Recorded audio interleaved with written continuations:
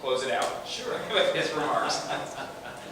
Well, thank you again. I appreciate all of your time this morning, all of you taking time out of your busy schedules to listen to myself and my colleagues here.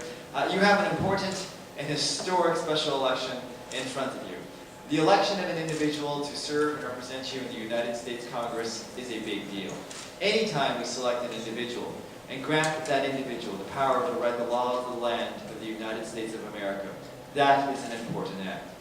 But for us in this particular special election, it is even more special and even more important than that. You see, the eyes and ears of the American people are upon us here in Hawaii.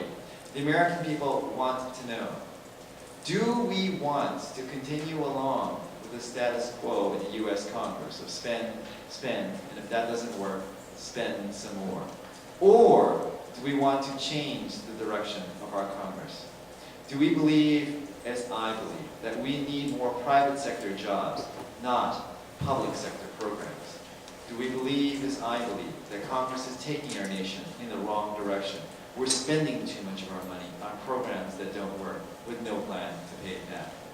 Do we believe, as I believe, that it is more important to elect a member of Congress who will fight to lower your taxes and let you keep more of your money than elect a member of Congress who wants to spend all of your money?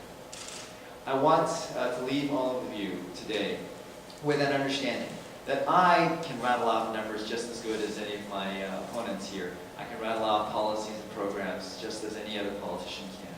But what I do want to convey to all of you here is that I understand what those numbers, what those policies, and what those programs mean to our visitor industry here in Honolulu.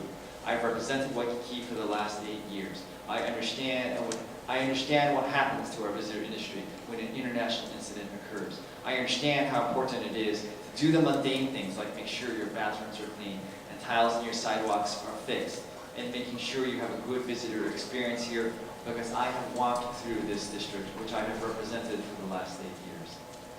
And so, ladies and gentlemen, if you haven't already submitted your ballot, please, I strongly encourage you, view this as your opportunity to speak to the American people about the direction of our nation.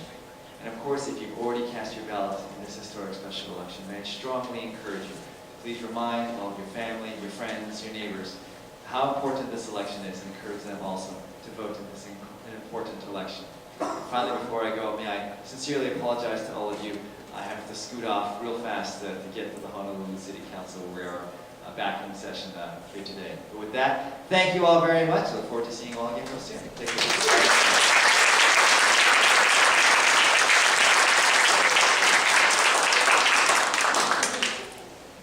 Screwed up my order a little bit there. That's okay. I'm a councilman now. So, I guess following in the order that we followed in the alphabetical sense, Senator Hanabuso. Thank you. Thank you very much. First, I'd like to thank the MBTA as well as the HBTA for having us again on your Education Day. You know, this industry is the most important in our state. You are the economic engine.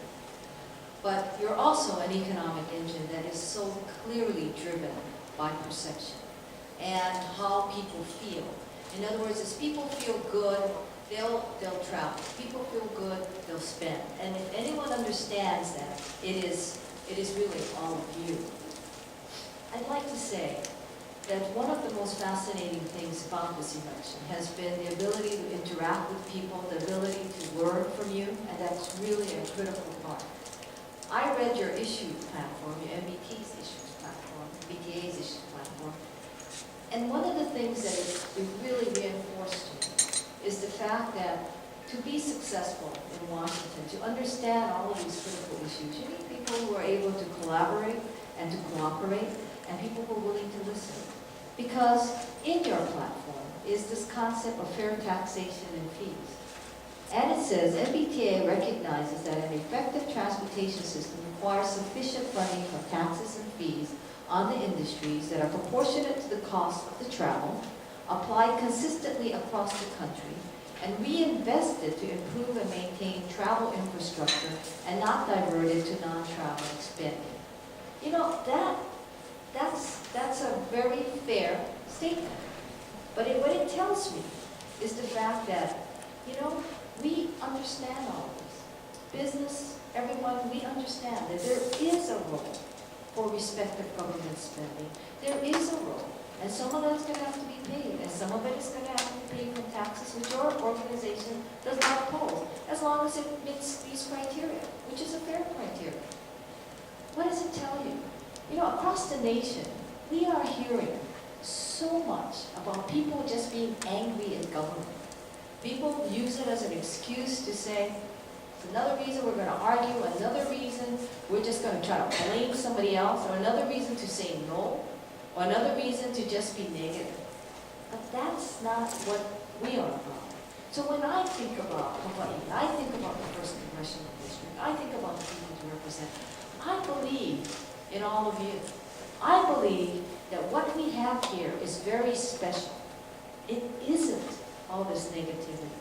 And if there's any place in this country that can teach the rest of the nation something about what it means to have confidence, what it means to have hope, what it means to have values, it is us. It is us. So your vote in this upcoming election can be about hope. It can be about trust. It can be about trust in ourselves, trust in the future, trust in our values. So I ask all of you to join me in this journey, and it is a journey. Because of the sentiments across the nation, it is a journey. I ask you to join me in the journey that we can then look at the positive aspects, those aspects that make Hawaii so special. And I ask that you vote for the future.